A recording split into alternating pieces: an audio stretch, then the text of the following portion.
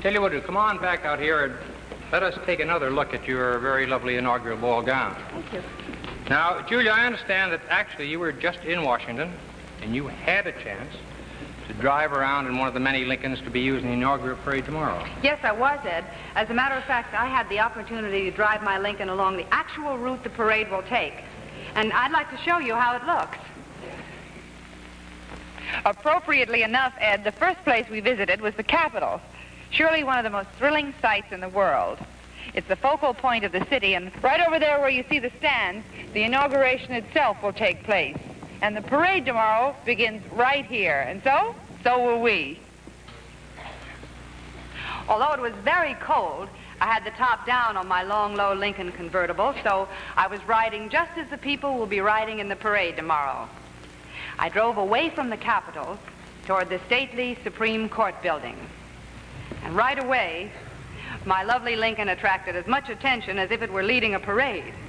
I followed the stands along Pennsylvania Avenue, past the National Gallery of Art, where you can see some of the world's finest art treasures, and then by the Washington Monument. And I thought how perfectly my new Lincoln fitted into the beautiful setting of this lovely city. It had started to snow, so I put the top up and drove to where the parade will end, at the White House, where the President, the Vice President, and their guests will review the parade. As I started back, I was reminded of something I'd noticed, that from the number of Lincolns in Washington, more and more of the most important people were driving the finest car, Lincoln. For example, later that evening when I arrived at the Carlton Hotel for dinner with friends, the doorman complimented me on my lovely Lincoln.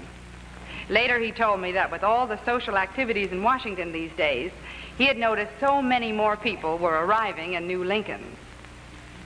And as I was standing with my friends at the entrance of the hotel, I saw evidence of this myself.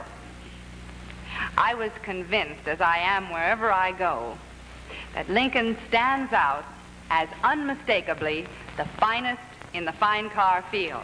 You're so right about that, Julia, and as Julia just told you, when you see the parade tomorrow on most of our CBS TV stations, you'll be seeing many of lovely Lincolns in it, as well as the beautiful Continental Mark II.